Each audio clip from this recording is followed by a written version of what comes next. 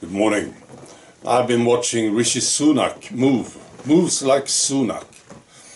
I don't know exactly what's going on. There's a TV studio, there's an audience there, and they talk about injuries from the needle.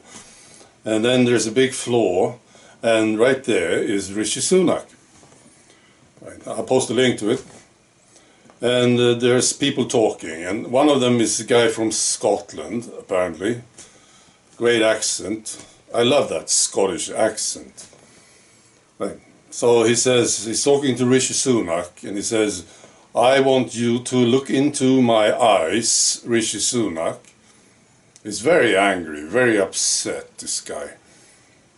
I want you to look at the pain, the trauma, and the regret I have in my eyes. And there's others talking, right? We are the most silenced people in the UK. Right? And then there's the Rishi Sunak show, starting to move around like Jagger, no, or Michael Jackson or something. It's peculiar. And then he's talking. The body language here is amazing. Okay, I'm sorry to hear this, he says. Really? I don't know about the individual situation that you're in. There is a needle compensation scheme. So he says, oh, you can get compensation. I'm shocked that you have been silenced, he says. It makes me sad. This whole scene, it makes me sad, see, upset. And then he says this, we just did what the medical experts said. We didn't know, we were just politicians, he said something. What do you think? Do you believe this? I don't believe it for a second. A lot of the stuff that was done was purely political. Anyway. It's tragic to watch this thing. Right, then I have a before and after story. So the before part is this. This is mainstream media. It's from September 2021. It's from Euronews. This is what they say. Portugal, remember, September 2021, right? Portugal has the highest needle rate in the world. And there's a quote from this guy who was responsible for Portugal's rollout, Enrique Melo, that's his name. He says, we won the battle. I don't know if we won the war against the virus. This is a world war, he says. So they are very, very happy about this. About 84% of the country's 10.3 million population is now fully needled. This is the highest rate in the world, they say. Hooray! Celebrations.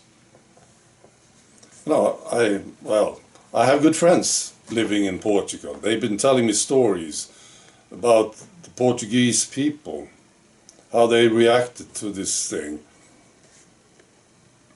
I can understand why they were so happy to take the needle. I got it, I think. Right. So that's the before part. Now the after part. This is from this year, January 2024. Also mainstream media. Portugal registers highest level of excess deaths in Europe. Scientists already concerned by the country's level of excess deaths. They will investigate, but they say that it will take time, see? And then they give reasons for this. Listen to this, this is fantastic. It's so logical too, makes perfect sense. This is, well, one of the reasons that they present on why people are dying in Portugal, so many of them. They say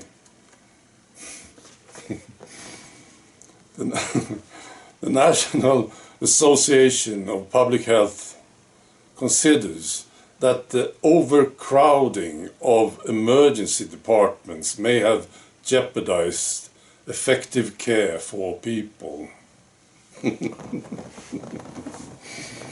Right. Makes perfect sense, right? You know, when you can't ask the question why, then you have the reason. There's no why left. Then you know the answer. You know? But there's a big why here, isn't it? Why are so many coming into the hospital? I wonder if they believe this stuff, see, themselves. Maybe they do. Do people buy it? That's the big deal, right? The Portuguese people. They hear this. Oh, it's because all these people went to the hospital, you see? That's why so many people died. And nobody asked the question, why? Why did all these people go to the hospital then? We want to know. Do they ever ask that question? I wonder. It's so stupid, it's unbelievable. Right. That's all. Be good.